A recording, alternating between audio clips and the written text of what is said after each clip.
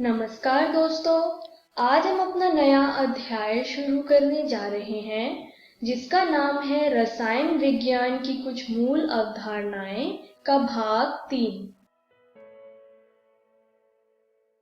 तो चलिए देखते हैं कि हम इस वीडियो में क्या पढ़ने वाले हैं। सार्थक अंक का गणितीय संचालन, विमीय विश्लेषण। तो चलिए शुरू करते हैं आज का पहला विषय, सार्थक अंक का गणितीय संचालन। सार्थक अंक के गणितीय संचालन को जानने से पहले क्या आप वैज्ञानिक संकेतन के बारे में जानते हैं? जैसा हमने पिछली वीडियो में जाना था, वैज्ञानिक संकेतन एक गणितीय अभिव्यक्ति है जिसका उपयोग 1 और 10 के बीच दशमलव संख्या को 10 से गुणा करने के लिए किया जाता है, जिससे हम कम अंकों से बड़ी संख्या को लिख सके।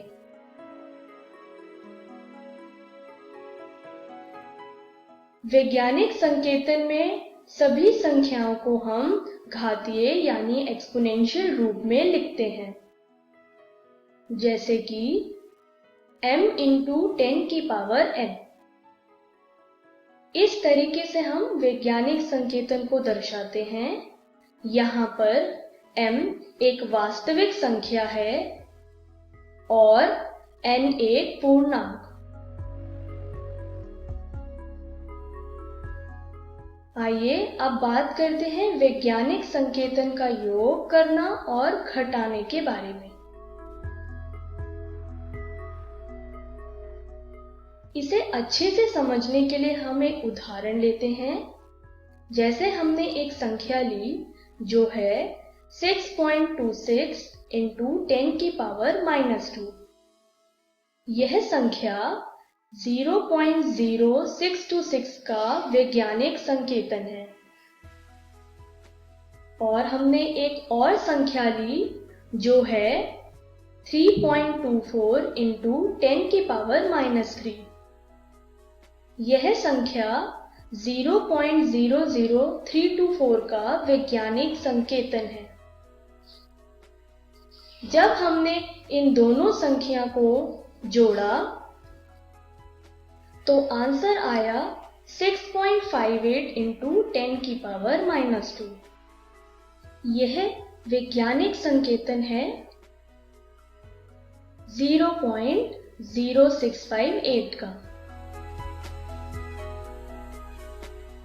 उसी तरीके से जब हमने सेम नंबर को घटाया तो आंसर आया 5.93 × 10 की पावर -2।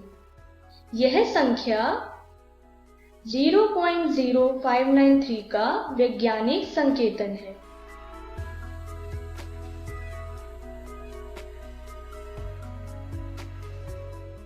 आइए अब बात करते हैं वैज्ञानिक संकेतन का गुणा और भाग करना।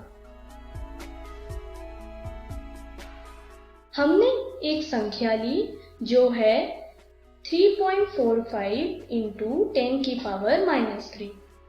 जब इस संख्या को हमने दूसरी संख्या से गुणा किया जो है 6.28 × 10 की पावर -4। इनको गुणा कैसे करेंगे? जैसा कि आप स्क्रीन पर देख पा रहे हैं, यानी 3.45 को पहले 6.28 से गुणा करेंगे और घातकों के नियमों के अनुसार या लॉ ऑफ एक्सपोनेंट के अनुसार इनकी पावर्स जुड़ जाएंगी, यानी 10 की पावर -3 -4। तो आंसर आएगा 21.66 × 10 की पावर -7, जिसे हम 2.16 × 10 की पावर -6 भी लिखते हैं। इस तरीके से हमने वैज्ञानिक संकेतनों का गुणा करना सीखा। अगर हमने सेम नंबर का भाग किया, यानी 3.45 × 10 की पावर -3 को 6.28 इंटू 10 की पावर माइनस 4 से भाग करेंगे। पहले दोनों संख्या भाग होंगी, यानी 3.45 को 6.28 से भाग करेंगे और एक्सपोनेंट के नियम के अनुसार इनकी पावर्स माइनस होंगी, यानी 10 की पावर माइनस 3 प्लस 4। तो आंसर आएगा 0.549 इंटू 10 की पावर प्लस 1, जिसे हम 5.49 भी लिखते हैं। इस तरीके से हमने वैज्ञानिक संकेतनों का भाग करना सीखा। आइए अब बात करते हैं सार्थक अंक के बारे में। जैसा हमने पिछली वीडियो में पढ़ा था, जब किसी भौतिक राशि का मापन किया जाता है तो उसे शुद्ध रूप में व्यक्त करने के लिए जिन अंकों का उपयोग होता है उन अंकों को सार्थक अंक कहते हैं। आइए अब बात करते हैं सार्थक अंकों को जोड़ना और घटाना के बारे में। हमने एक संख्या ली जो आप स्क्रीन पर देख पा रहे हैं, यानी 21.11। दूसरी संख्या ली जो है 19.0। तीसरी संख्या ली जो है 1.023। यदि हमें इन तीनों संख्या को जोड़ना हो तो आंसर आएगा 41.133। अब हम अगर सार्थक अंक के नियमों को देखें तो दशमलव के बाद सबसे कम संख्या यानी 19.0 की है। 19.0 में एक ही सार्थक अंक है दशमलव के बाद, तो हम अपने उत्तर में भी दशमलव के बाद एक ही संख्या को लेंगे, यानी 41.133 को हम 41.1 ही लेंगे, यानी दशमलव के बाद एक ही सार्थक अंक को लिया जाएगा।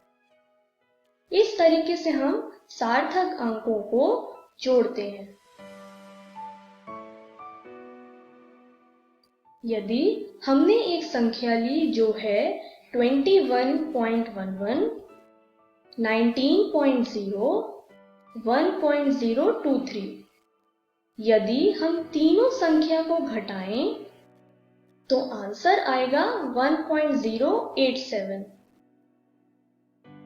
सार्थक अंक के नियमों के अनुसार क्योंकि 19.0 में दशमलव के बाद एक ही सार्थक अंक है, तो हम अपने उत्तर में भी दशमलव के बाद एक ही सार्थक अंक को लेंगे, यानी 1.087 को हम लिखेंगे 1.0, यानी दशमलव के बाद एक ही संख्या ली जाएगी और इस केस में हमने 0 लिया है। इस तरीके से हमने सार्थक अंक को घटाना सीखा।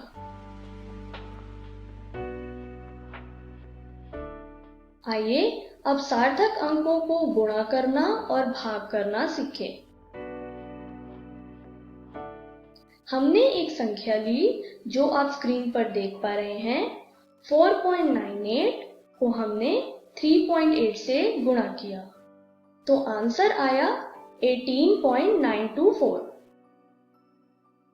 क्योंकि सार्थक अंकों के नियमों के अनुसार 3.8 में दशमलव के बाद एक ही सार्थक अंक है, तो हम अपने उत्तर में भी दशमलव के बाद एक ही सार्थक अंक लेंगे, यानी 18.924 को हम लिखेंगे 18.9। दशमलव के बाद हमने एक ही संख्या ली जो यहाँ पर है 9। इस तरीके से हमने सार्थक अंकों को गुणा करना सीखा। अब हम सीखते हैं सार्थक अंकों का भाग करना। हमने 4.98 को 3.8 से भाग किया, जैसा कि आप स्क्रीन पर देख पा रहे होंगे।